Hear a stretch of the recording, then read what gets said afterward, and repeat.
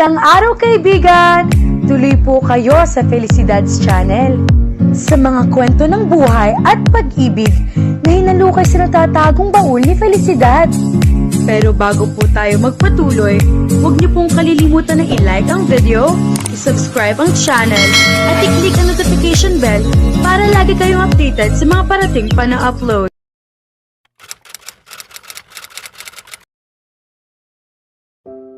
Umuwol si Taz bilang protesta nang maramdaman niya ang isang mabigat at malikot na bagay sa kanyang tiyan. Nang imulat niya ang kanyang mga mata, sumalubong sa kanya ang nakatawang mukha ni Jerry. Agad na nawala ang kanyang inis at napalitan ito ng isang ngiti. Hinawakan niya sa baywang ang bata upang maalalayan ito habang bumabangon siya. Sa totoo lang, masakit ang kanyang katawan, lalo na ang kanyang ulo nang siya ay magising kanina. Ngunit nang makita niya ang matataba at mapupulang pisngi ni Jerry, biglang gumaan ang kanyang pakiramdam. Magandang umaga, Jerry. Ano ang kailangan ng baby kay Toto? Masiglang tanong ni Taz. Talagang napakaganda ng gising niya kapag ganito ka-cute na bata ang bumabati sa kanya. Teddy!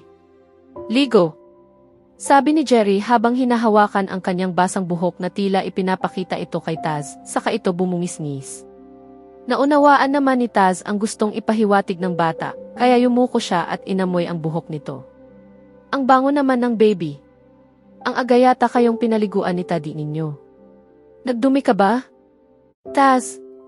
Lumawak ang ngiti ni Taz nang makita naman si Tom na tumatakbo papunta sa kanya na diaper lamang ang suot. Gamit ang isang braso ay hinapit niya ito sa baywang at kinandong. Inamoy din niya ang buhok ng bata. Mabango ka na rin ha? Sabay kiliti niya sa matabang tiyan ni Tom.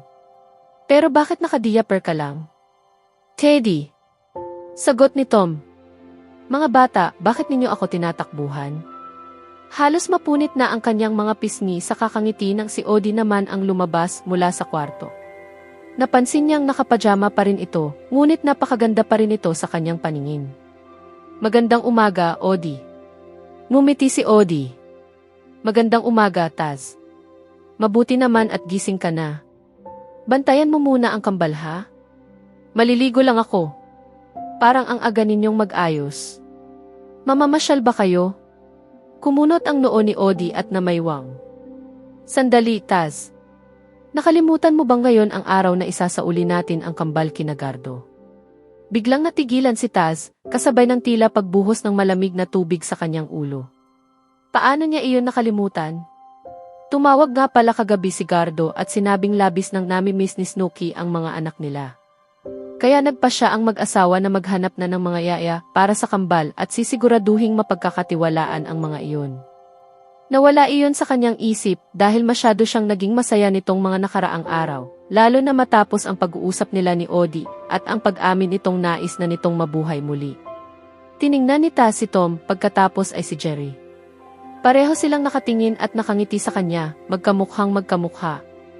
Bigla na lamang ay parang may sumuntok sa kanyang dibdib. Iyon na pala ang huling araw na may maingay at umiiyak na bata na gigising sa kanya sa umaga. At maging sa kalaliman ng gabi. Malungkot ka, puna ni Odie. Hindi naman, mabilis na kailan ni Taz. Sa totoo lang, mabuti na nga iyon. Wala nang mang-istorbo sa tulog ko. Wala na ring magdodrawing sa pader ng condo unit ko. Napatingin si Taz sa dingding na puno ng mga guhit ng Crayola. Mga gawa ni na Tom at Jerry. Naalala niya ang gabing umuwi siya at tahimik ang kambal.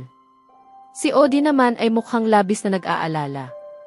Pagkatapos ay nakita niya ang dati puting dingding na naging makulay na dahil sa mga guhit ng mga bata. Ayon kay Odie, sandali lamang niyang iniwan ang kambal upang magtimpla ng gatas. Ngunit nang bumalik siya, ang pader na ang kanilang kinukulayan sa halip na ang coloring book. Paulit-ulit na humingi ng paumanhin si Odie. Ngunit dahil hindi naman siya nagalit, tinawanan na lamang ni Taz ang nangyari. Upang mabawasan ang guilt ng dalaga, sinamahan pa niya ang kambal sa pagdodrawing sa dingding.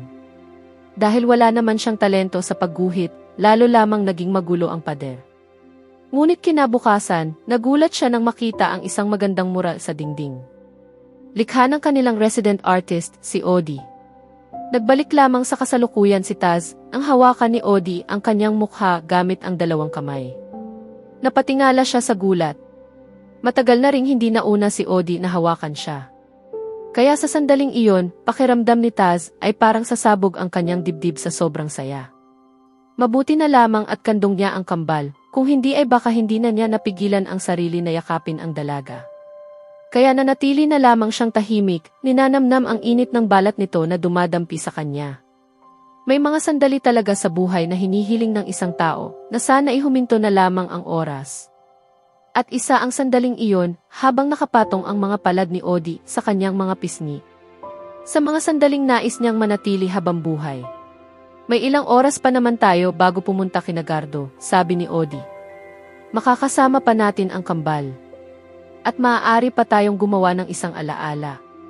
Alaala? May regalo ako para sa iyo, masayang sabi ni Odie habang binitiwan ang mukha ni Taz. Saglit itong nagpunta sa kwarto at pagbalik ay may dalang kahon. Ito, isuot mo mamaya. Napangiti si Taz. Napakaswerte niya yata ngayong araw dahil binigyan pa siya ng regalo ni Odie. Pakiramdam tuloy niya ay gusto niyang maging pinakamabait na tao sa mundo. Maraming salamat, Odie. Ngumiti ng matamis si Odie. Walang anuman, Taz. Mabilis lumipas ang oras ng umagang iyon. Matapos maligo ni Odie, si Taz naman ang naligo habang ang dalaga ang nagbabantay sa kambal. Agad niyang isinuot ang t-shirt na ibinigay ni Odie, na pala ay isang personalized na t-shirt na may nakasulat na mensahe. Tumayo siya sa harap ng salamin at nakita ang sarili na napangiti nang mabasa ang nakasulat sa kulay asul na t-shirt sa malalaking titik. Toto. Paglabas niya ng kwarto ay nakita niyang nasa sala ang kambal na katatapos lamang bihisan ni Odie. Natawa siya nang mabasa ang nakasulat sa kanilang mga t-shirt. Sa t-shirt ni Tom ay nakasulat, "Kumusta, ako si Jerry." Samantalang sa t-shirt ni Jerry ay nakasulat, "Hindi, siya si Tom." Napakatalino ng ideyang ito, natatawang komento ni Taz. Pagkatapos ay napatingin siya sa t-shirt ni Odie. Isang salita lamang ang nakasulat doon. Teddy. Lalong lumawak ang kanyang ngiti. Ang ganda ng mga t-shirt na ginawa mo para sa ating lahat. Kailan mo pa ginawa ang mga ito? Matagal ko nang nagawa ang para sa kambal, paliwanag ni Odie. Ang para sa atin naman ay noong nakaraang linggo lamang. Ipinagawa ko iyon ng madalian dahil balak kitang regaluhan bilang pasasalamat sa pagkupkop mo sa amin ng kambal. Halika, kumuha tayo ng litrato. Napuno ng init ang puso ni Taz. Mahal na mahal talaga niya ang babaeng ito. At tila lalo pa niya itong minamahal habang tumatagal. Wala itong ideya kung gaano kalaki ang epekto nito sa kanya. Sige, nakipagkulitan si Taz sa kambal habang inaayos ni Odie ang kanyang kamera at tripod. Maya-maya lamang ay sumigaw na ang dalaga. Mag-post na kayo. Sigaw ni Odie nang may kasabikan habang kinukuha si Tom at kinakarga. Kinarga rin ni Taz si Jerry. Tumabi siya kay Odie. Na para bang isa silang mag-asawa na karga ang kanilang mga anak. Sa sandaling iyon, pakiramdam niya ay isa silang tunay na pamilya na kumukuha ng larawan para sa kanilang family portrait. Naalala niya na ang huling family picture nila ng kanyang mommy at daddy ay ang larawang inilabas para sa isang magazine na nag-feature sa kanilang pamilya. Naalala niya kung gaano sila noon ka-stiff at halatang hindi komportable sa isa't isa. Ngunit ngayon, napaka-natural ng kanyang ngiti sa harap ng kamera. Pakiramdam niya ay may apoy sa kanyang dibdib na unti-unting tumutunaw sa kanyang puso. Napakasaya lamang niya. Taz, bakit ka umiiyak? Nag-aalalang tanong ni Odie. Napatawa si Taz upang pagtakpan ang kanyang hiya.